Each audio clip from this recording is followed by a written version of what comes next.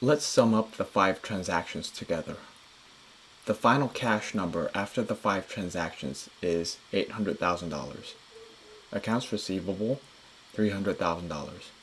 Inventory, $225,000. Equipment, $500,000. As for the liabilities, Tom has a loan payable of $100,000, which he received from Independent Bank.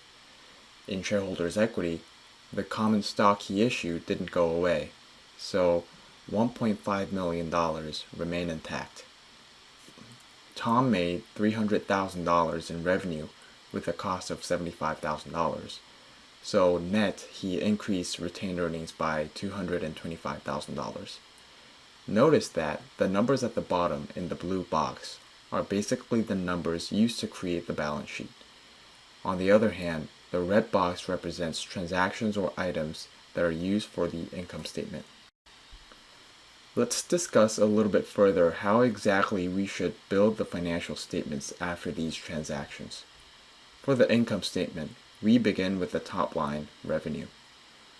Recall that Tom made $300,000 in revenue and used $75,000 to incur that revenue. In other words, he used $75,000 as cost of goods sold, or COGS. Netting COGS from revenue leaves him with $225,000. The profit after subtracting COGS from revenue is called gross profit. In this scenario, Tom did not incur any other expenses. Therefore, there is no other expenses incurred in this example. Therefore, the final net income equals the gross profit, which is $225,000. Now let's look at the balance sheet.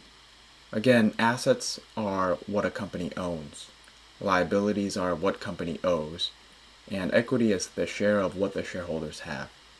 Under assets, there is a list of what the company owns.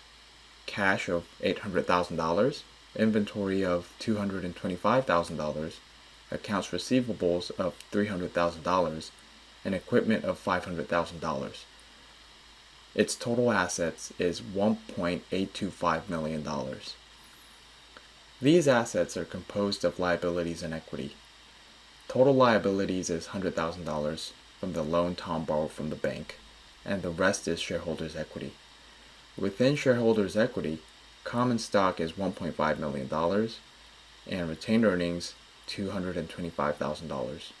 So the total equity is $1.725 million. Let's see if the BSE holds. Assets equals liabilities plus shareholders' equity. Total assets is $1.825 million, and liabilities plus equity is $1.825 million as well. BSE holds.